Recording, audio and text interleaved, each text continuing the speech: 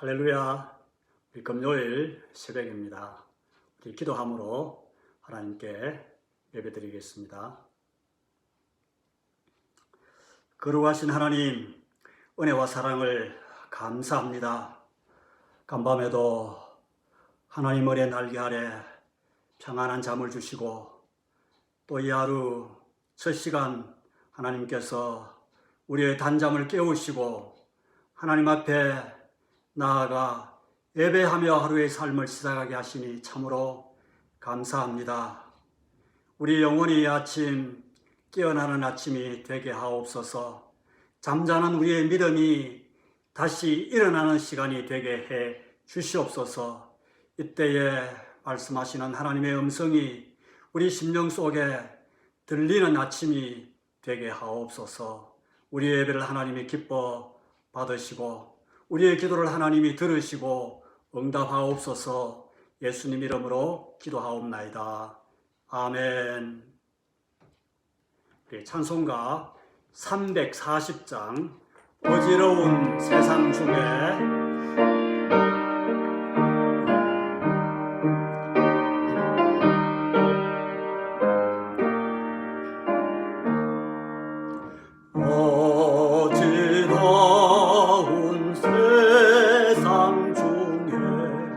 기쁜 소리 들리네. 예수 말씀하시기를 믿는 자여 따르라. 세상 헛된 싱과 영화 모두 내어버렸네. 예수 제니하신 말씀 날 더 귀히 여겨라.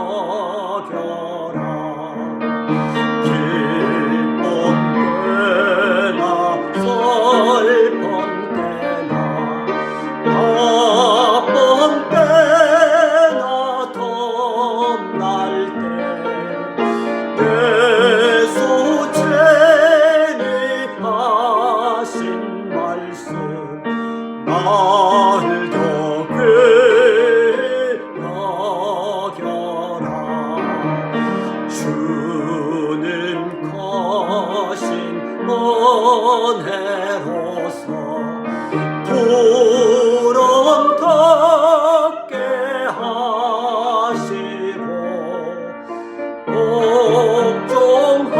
복종하는 마음을 주사 따라가게 하소서. 아멘. 오늘 우리 나눌 말씀 시편 11편 말씀입니다. 하나님 말씀 시편 11편 말씀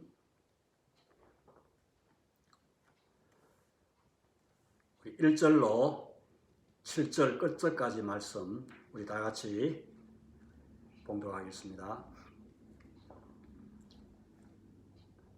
내가 여호와께 피하였거늘 너희가 내 영혼에게 새같이 네 산으로 도망하라 하면 어찌함인가. 악인이 활을 당기고 화살을 시위에 먹이며 마음이 바른 자를 어두운 데서 쏘려 하는도다. 터가 무너지면 의인이 무엇을 하랴. 여호와께서는 그의 성전에 계시고 여호와의 보좌는 하늘에 있으며 그의 눈이 인생을 통촉하시고 그의 안목이 그들을 감찰하시도다. 여호와는 의인을 감찰하시고 악인과 폭력을 좋아하는 자를 마음에 미워하시도다. 악인에게 그물을 던지시리니 불과 요한과 태우는 바람이 그들의 잔에 소득이 되리로다. 여호와는 의로우사 의로운 일을 좋아하시나니 정직한 자는 그의 얼굴을 배우리로다. 아멘. 다윗의 시라고 표제어에 이제 붙어 있습니다. 다윗이 쓴 시입니다.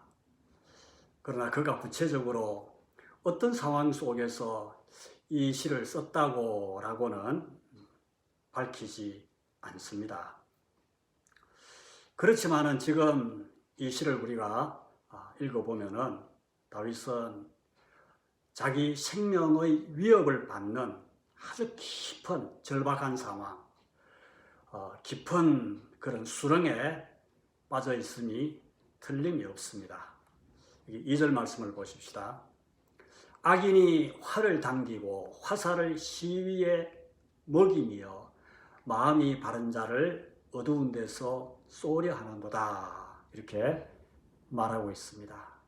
이제 악한 사람이 자기의 심장을 향해서 정확하게 겨루고 화살을 시위에 탁 먹였습니다. 걸어놨습니다. 당겼습니다. 이제 당긴 그 시위에 있는 그 활을 놓기만 하면은 핑 날아와서 자기의 생명은 여지없이 죽고 마는 그런 절박하고 아주 심각한 그런 상황 속에 처해 있음을 표현하고 있습니다. 악인이 활을 당긴다. 그러나 마음이 바른 자를 어두운 데서 쏘려 하는도다. 여기 악인은 누굴까요? 자기를 해치려는 사람이겠죠. 마음이 바른 자는 누구겠습니까? 다윗 자신을 일컫는 말입니다. 근데 그들이 어두운 데서 활을 쏘려 하는도다. 밝은 곳도 아닙니다. 밝히 볼 수 있는 노출된 곳도 아닙니다. 그러니까 언제 그 화살이 자기를 향해서 날아올지, 자기 생명이 정말 언제 끝날지 모르는 그런 급박한 상황 속에 다윗이 처해 있음을 느낄 수 있습니다.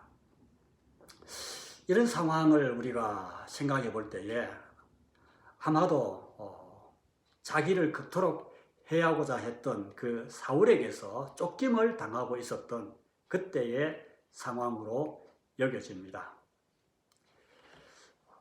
그런 상황 속에서 다윗을 평소에 아끼고 또 따랐고 사랑했던 주변의 사람들, 이 사람들이 다윗을 향해서 무슨 말을 하고 있습니까? 다윗이 잡혀서 생명을 잃을까봐 그렇게 염려하며 이렇게 말합니다. 숨기에 좋은 산으로 새처럼 도망해라.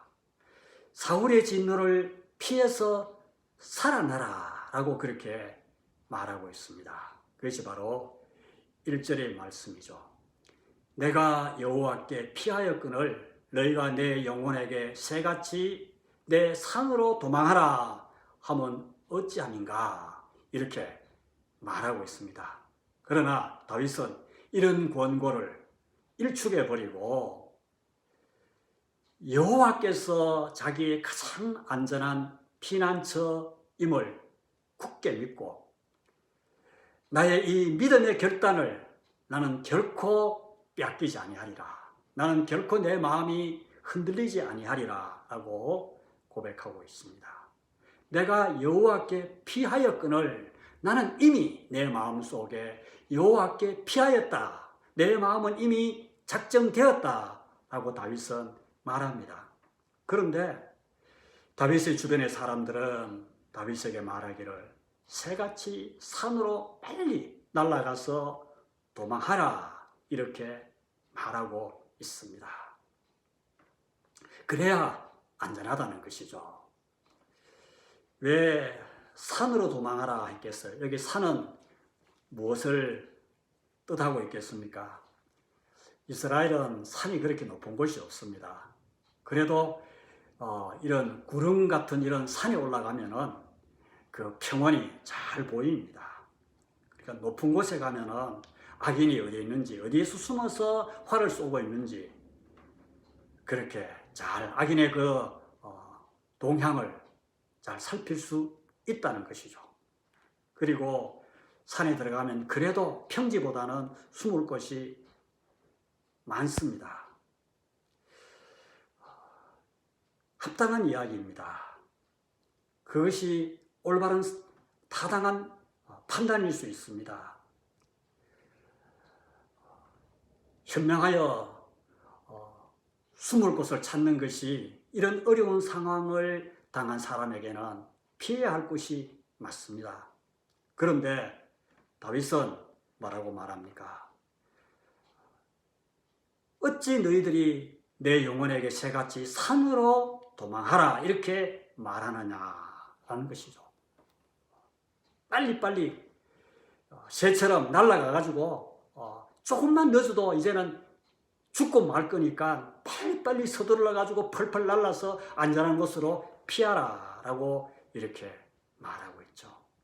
다윗을 위한 합당한 충고일 수 있습니다. 사실 다윗도 이 충고를 심각하게 받아들이고 있음을 이 표현에서 찾을 수 있습니다. 내가 여호와께 피하였지만은 새같이 산으로 도망하라. 이 말이 다윗의 어디에 들렸다고 다윗은 말합니까? 너희가 내 영혼에게 말했다는 것이죠. 내 영혼에게. 이 말이 다윗의 영혼에게 메아리 쳤습니다. 그러니까 다윗의 영혼도 동요되었죠. 하나님께 피한 그 다윗의 마음이 이제 흔들렸다는 것이죠. 그러나 그는 심각한 이들의 충고를 생각은 했지만은 그러나 다윗은 굽히지 않았습니다. 자기의 신앙의 결단을 포기하지 않았습니다. 차라리 내가 하나님께 피하다가 위험을 당하고 죽을지언정 나는 하나님을 온전히 신뢰하지 못하는 그 불신앙을 나타내지 않겠다. 나는 불신을 보이지 않겠다. 라고 다윗은 여기서 말하고 있습니다. 그래서 다윗이 오히려 더 호통을 치고 있는 느낌을 우리가 여기서 받습니다. 보십시오. 내가 여호와께 피했는데 너희는 어찌 나더러 내 산으로 새처럼 홀로 날아서 도망하라 하느냐? 왜 나더러 이런 소리를 하느냐?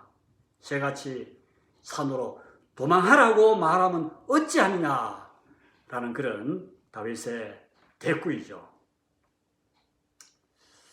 그러자 그들도 또 한 걸음 더 나아가 포기하지 않고 다윗에게 다시 한번 3절에서 이렇게 말하고 있습니다. 터가 무너지면 의인이 무엇을 하랴? 라는 것입니다. 나는 여호와께 피했고 너희가 내 영혼에게 새같이 내 산으로 도망하라. 그렇게 왜 그런 말을 하느냐? 나는 여호와께 피한 나의 마음이 이미 작정되었고 내 신앙의 결단은 흔들리지 않는다. 라고 나온 이 다윗에게 3절에 이렇게 그들이 또 말하고 있습니다. 터가 무너지면 의인이 무엇을 하랴? 여기 터라는 것은 무엇입니까? 집으로 치면은 기초죠. 파운데이션, 집터입니다. 아니 집에 터가 몽땅 사라지고 없어졌는데 그게 뭐 지붕이 있은들 뭐 벽이 있은들 그게 무슨 소용이 있겠냐는 것이죠. 삶의 근간이 완전히 다 무너졌다는 것입니다. 마지막 보루조차 다 허물어졌다는 것입니다.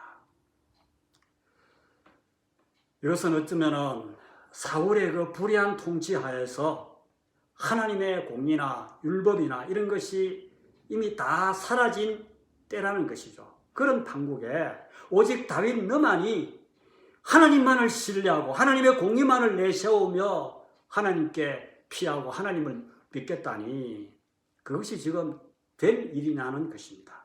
틀은 이미 무너졌는데 네가 의인처럼 그렇게 하나님께 피한다고 뭐 될 일이 있느냐는 것이죠. 지금 현실이 그렇지 않다는 겁니다.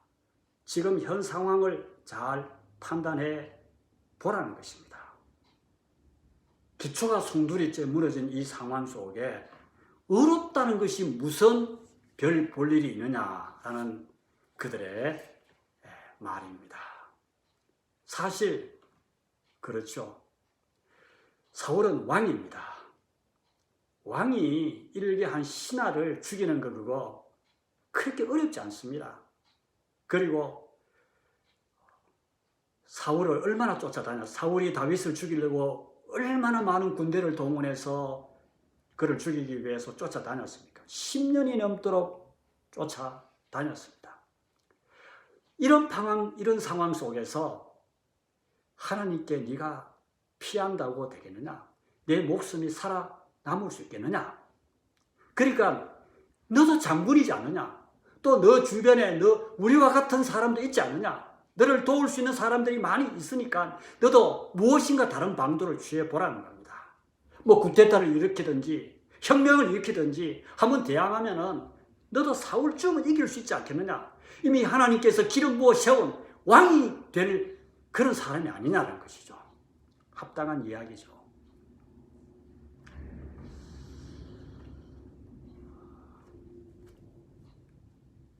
이 말을 들은 다윗의 믿음이 또다시 저는 분명히 또 한 번 크게 요동쳤으리라 그렇게 여겨집니다.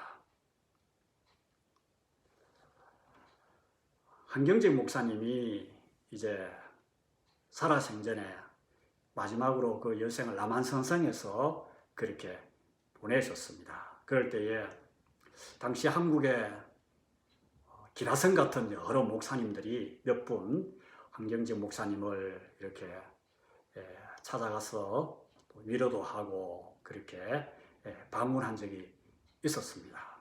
그래가지고 대화를 하고 그렇게 했죠. 그러면서 이제 목사님들이 마지막 헤어지면서 어쩌면 이것이 한 목사님을 뵙는 마지막 때인 것 같은 그런 느낌이 들었겠죠. 그래서 그들이 목사님에게 이런 부탁을 했습니다. 우리가 또다시 목사님을 배울 수 있었으면 좋겠지만은 그러나 목사님 우리가 이렇게 떠날 때에 목사님 우리에게 마지막으로 한 가지 중요한 하실 말씀이 있으면 꼭 하실 중요한 말씀을 한번 해주시기 바랍니다. 이렇게 정중하게 부탁을 드렸었습니다. 그때 한 목사님이 머리를 숙이고 한참 묵상하다가 이런 말씀을 하셨습니다. 목사님들 예수 잘 믿으세요. 그 말씀을 하셨습니다. 참 의미심장한 말씀이죠. 아니 그 목사님들이 예수 잘 믿지 않았겠습니까? 뭐 대형 교회 그리고 뭐 교회만 클 뿐만 아니라 한국 교회를 이끌어가는 그런 정말 훌륭한 건강한 교회를 담임하는 중요한 그런 훌륭한 목사님들이 있었습니다. 한국 교회 영적인 리더들이었습니다. 그들이 하나님을 잘 못 믿었겠습니까? 그런데 한 목사님이 예수 잘 믿으라고 그렇게 마지막으로 부탁을 했습니다. 아마 그때에 목회 잘 하십시오. 또 설교 잘 하십시오. 뭐 이런 부탁의 말씀도 얼마든지 하실 수 있었을 텐데 예수 잘 믿으십시오 했습니다. 이런 믿는다는 것, 예수를 잘 믿는다는 것, 그게 그렇게 간단하지 않다는 것이죠. 어떤 분이 이렇게 이야기하는 것을 제가 들은 적이 있습니다. 하나님을 믿는 사람들이 제일 못하는 것, 그것이 뭐냐? 그것은 바로 하나님을 믿는 것이다. 아주 역설적인 그런 이야기입니다. 그러니까 신앙인의 불신앙을 꼬집어서 그렇게 하는 말입니다.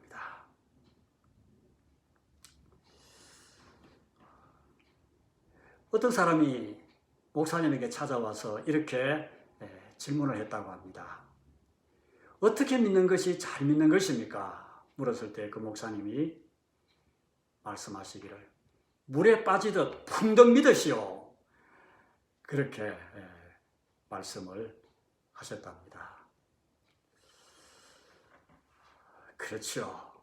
물에 빠지듯이 풍덩 믿으시오.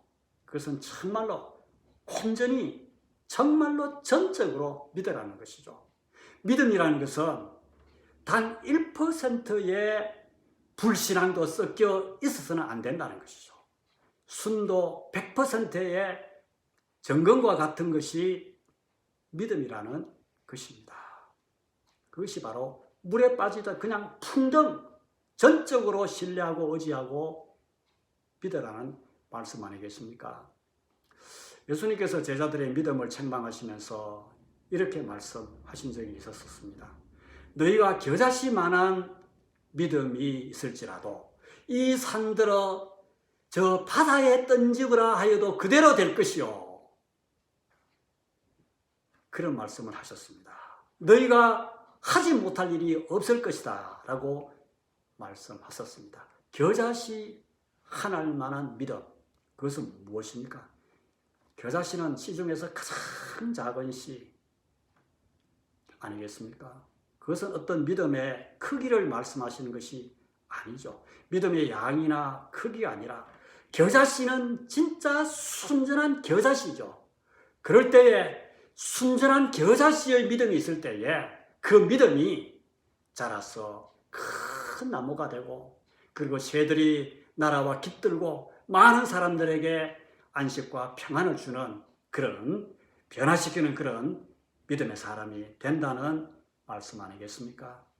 양이나 크기보다는 그 질 그리고 그 순수성을 우리 주님이 말씀하신 것입니다. 하나님을 믿다가 정말 그 어떤 고난과 또 환난과 위험과 역경이 위기가 온다 할지라도 그 하나님을 믿는 그 믿음을 끝까지 변치 않고 지키는 것이죠. 그래서 믿음은 순종이고 믿음은 충성입니다. 충성이라는 것은 무엇입니까? 처음과 끝이 변하지 않는 것이죠. 하나님을 믿는 우리의 이 믿음이 절대 변하지 않는 것, 그것이 진실로 여호와 하나님을 믿는 믿음 아니겠습니까? 우리가 지난주 수요일 아침 예배 때에 찬송가 336장을 우리 함께 불렀습니다. 환난과 핍박 중에도 성도는 신앙 지켰네. 이 신앙 생각할 때에 기쁨이 충만하도다. 성도의 신앙 따라서 죽도록 충성하겠네. 성도의 신앙, 성도의 믿음은 죽도록 끝까지 죽기까지 우리가 변하지 않고 그 믿음을 지켜가는 것, 그것이 충성이죠. 우리가 계시록 2장에 보면은 소아시아 7교회 가운데 필라델피아 교회와 더불어서 칭찬받은, 주님 교회부터 칭찬받은 한 교회가 있습니다. 스무나 교회죠. 그 스무나 교회는 어떤 교회였습니까? 환난과 핍박이 굉장히 심한 교회였습니다. 그러면서도 궁핍하고 가난한 교회였습니다. 그러나 주님께서는 너희들은 부유한 교회다라고 말씀하셨습니다.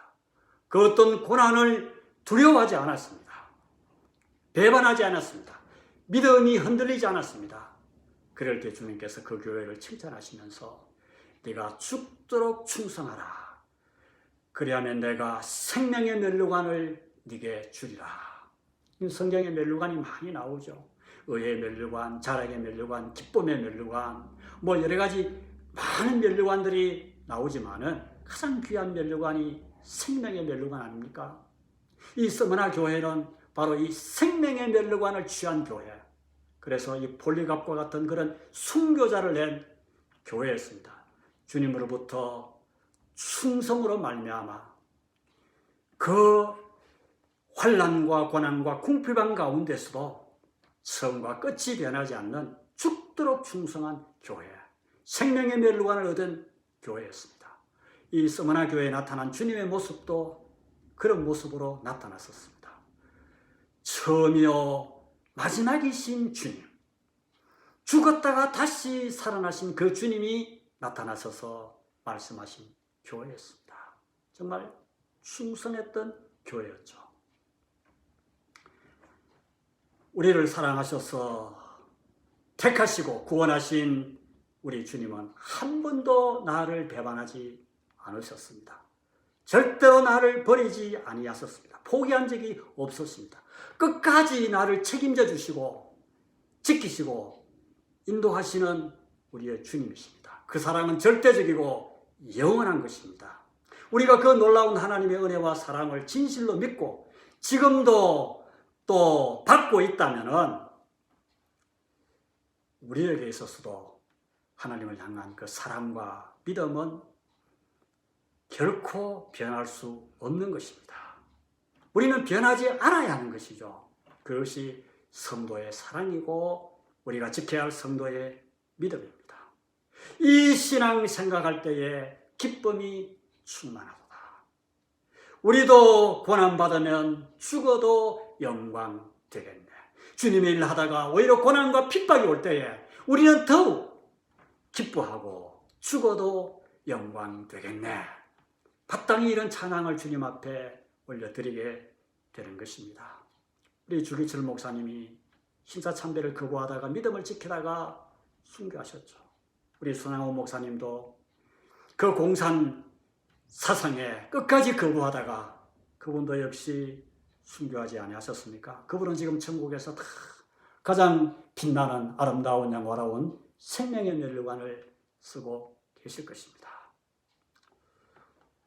터가 무너지면 의인이 무엇을 하라? 다윗을 향해서 그들이 이 한 말을 보십시오. 터가 무너진 이 판국에 고상하게 신앙을 지킨들 무슨 의미가 있느냐는 것이죠. 그들이 다윗에게 이 말을 하고 있습니다. 다윗은 정말 이 말을 들었어요. 그런데 가만히 바꾸어서 생각해 보십시다. 왜 다윗에게 이 말을 하고 있겠습니까? 터가 무너졌지만은 다윗은 의인으로서 그 믿음을 지키고 있기 때문입니다. 사실 오늘 우리도 이런 소리를 우리 주변의 사람들에게 세상 사람들로부터 마땅히 들을 수 있어야 합니다. 이런 소리를 우리가 못 듣는 것은 터가 무너졌을 때에 나도 무너졌기 때문입니다. 터가 무너졌을 때 내 믿음도 파산이 되고 무너졌기 때문이 아니겠습니까? 의인답지 못했기 때문에, 믿음을 잃어버렸기 때문에. 터가 무너지면 의인이 무엇을 하라? 이 말을 우리가 들어야 정상적인 믿음의 사람입니다. 그런데 우리는 누가 우리에게 그런 이야기를 하는 사람이 있습니까? 세상 사람과 우리가 다른 것이 하나도 없기 때문이죠. 똑같이 세상 사람들이 걱정할 때 걱정하고 똑같이 세상 사람들이 행동할 때 그와 똑같이 담고 행동하고 죄짓고 거짓말하고 속이고 정욕적이고 세상 사람들이 좋아하는 것 똑같이 좋아하고 있기 때문에 이런 말 들을 필요도 없고 신경 쓸 이유가 없었던 것이죠. 터가 무너지면 의인이 무엇을 하라? 믿음의 사람은 터가 무너졌기 때문에 더 의인답게 믿음으로 살아야 하는 것이죠. 터가 무너졌기에 의인이 할 수 없는 일이 무엇인고 이렇게 되물어야 할 것입니다. 터가 무너졌기 때문에 우리는 무엇이든지 이때에 더 해야 할 것이 있다라고 해야 하는 것이죠. 이것이 진짜 하나님께 피한 믿음의 사람의 고백이어야 할 것입니다. 우리 주님께서도 말씀하셨습니다. 할 수 있거든이 무슨 말이냐? 믿는 자에게는 능치 못할 일이 없느니라. 다윗은 일찍이 물매와 작은 돌 몇 개를 가지고서 온 이스라엘이 두려워하는 그 골리앗을 쓰러뜨렸습니다. 할례 받지 못한 이 블레셋 사람에게서 다윗을 구원하신 그 하나님은 자기의 생명을 해하려는 이 사울의 손에서도 그를 능히 구원하실 수 있는 하나님이심을 다윗은 조금도 흔들리지 않았습니다. 여러분, 오늘 나의 삶이 또 지금 우리의 상황이 터가 무너진 것 같지 않습니까? 나의 건강의 터, 나의 물질의 터, 인간적인 인간관계의 터, 사랑하는 내가 사랑했던 그 가족이 먼저 이 세상을 떠났을 때 그럴 때는 어쩌면 터가 무너지는 것 같습니다. 오늘 우리들이 당하고 있는 이 상황도 그러합니다. 그럴 때 사람들은 오히려 우리를 위해서 내 산으로 도망하라. 네가 생각하는 그 안전하다고 생각하는 그 현명한 곳으로, 지혜로운 곳으로 피하라고 그렇게 말하지만은 우리의 삶이 터가 무너질지라도 우리는 다윗처럼 우리의 믿음이 동요되지 않아야 하겠습니다. 두려워하지 말아야 하겠습니다. 우리가 피할 가장 안전한 곳은 하나님의 품밖에 없기 때문입니다. 하나님의 품을 향하여 우리는 돌진해야 됩니다. 과감하게 정면 돌파할 수 있는 사람이 믿음의 사람입니다. 이런 믿음의 사람이 될 수 있기를 주님의 이름으로 간절히 축원합니다. 기도하십시다. 거룩하신 아버지 하나님, 다윗은 터가 무너졌으니 의인이 무엇을 하랴? 자기 생명이 끝날 것만 같은 이런 절박한 상황 속에서 악한 자가 활을 당겨 자기를 죽이려고 하는 이 위급한 상황 속에서 사람들은 새처럼 내 산으로 도망하라 했지만은 다윗은 오직 여호와 하나님의 품으로 피했습니다. 그런 이 신앙의 결단, 하나님 향한 그의 믿음은 흔들리지 않았습니다.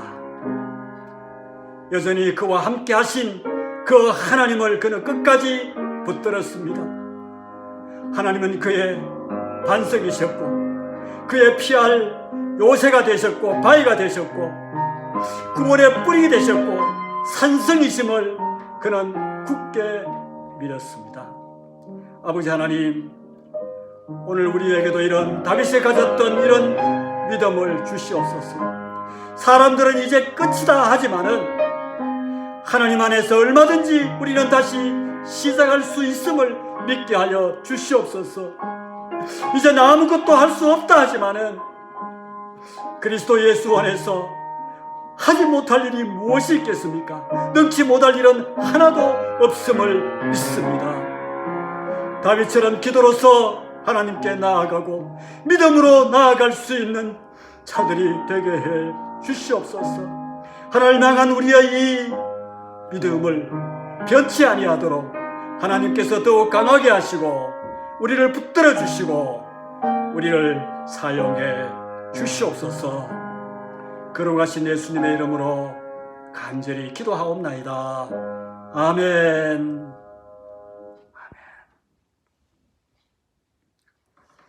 오늘 이 하루도 하나님의 품으로 피하는 그런 안전한 한날이 될 수 있기를 간절히 바랍니다.